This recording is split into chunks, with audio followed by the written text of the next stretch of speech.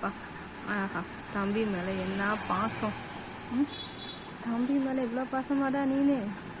உன்னை போல அண்ணன் தம்பி ஒரு பிள்ளை யாரும் இல்லை. சாண்டலே சாண்டலே, நீ எதுக்கு நெக்குறங்கிறது எனக்கு மட்டும்தான் தெரியும். அவன் எதுக்கு இவ்வளோ நெக்குறான் தெரியுமா?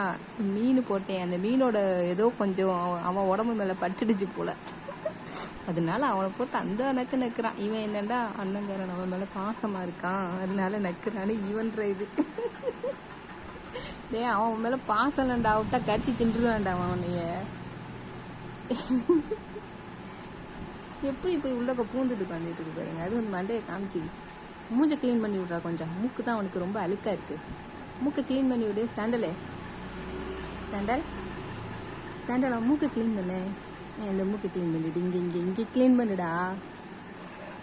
ஏ அப்பா, நெக்கில் மொத்தமும் அவன் வாயில் போயிடும் போலையே.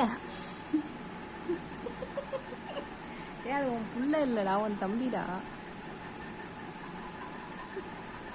இவன் ஐஸ் வச்சாதான் அவங்க அம்மா கிட்ட பால் குடிக்க முடியும். அதனால தான் இவனை ரொம்ப ஐஸ் வச்சுக்குவோம். ஏன்னா இவன் தான் இடம் கொடுப்பான் பால் குடிக்கிறதுக்கு. ஏண்டா இவன் பொல்லா பைய, பொல்லா குட்டி. ஆனால் வளரதாம்பா மாட்டேங்குது. கருளை கத்திரிக்காய் மாதிரியே இருக்குது. 4 மாதம் புள்ள மாதிரியே இருக்குது. இப்போ தான் பிறந்து 15 நாள் புள்ள மாதிரி இருக்குது.